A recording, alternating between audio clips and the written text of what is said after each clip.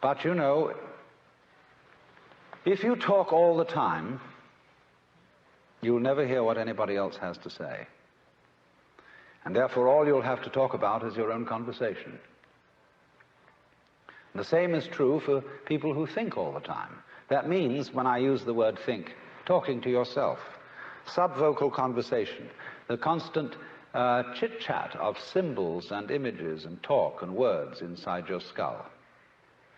Now, if you do that all the time, you'll find that you've nothing to think about except thinking. And just as you have to stop talking to hear what others have to say, you have to stop thinking to find out what life is about. And the moment you stop thinking, you become into immediate contact with what Korzybski called, so delightfully, the unspeakable world.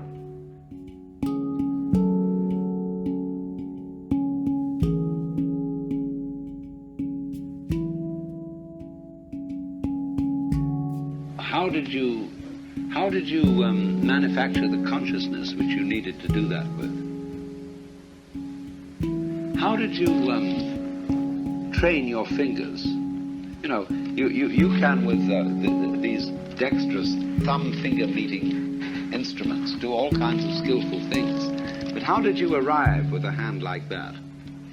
And you say, well, I don't know, I'm fearfully and wonderfully made. God gave me these fingers.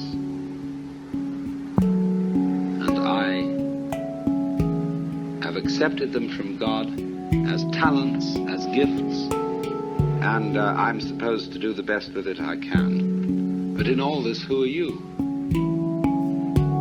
Who is the recipient of these gifts? Well, of course, nobody would ever think there was a gift unless there was a recipient, just as nobody knows there's a sound unless there's an echo, just as nobody knows there's I'm here unless you're here. It's all the same duality. And all these dualities are basically a non-duality.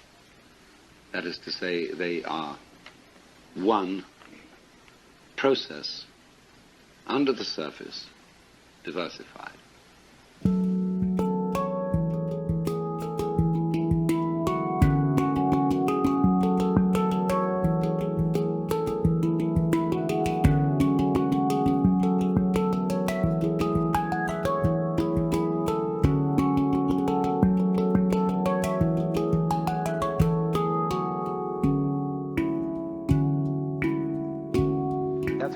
Said, the 5 colors make a man blind, the 5 tones make a man deaf.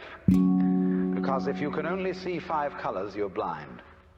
And if you can only hear 5 tones in music, you're deaf.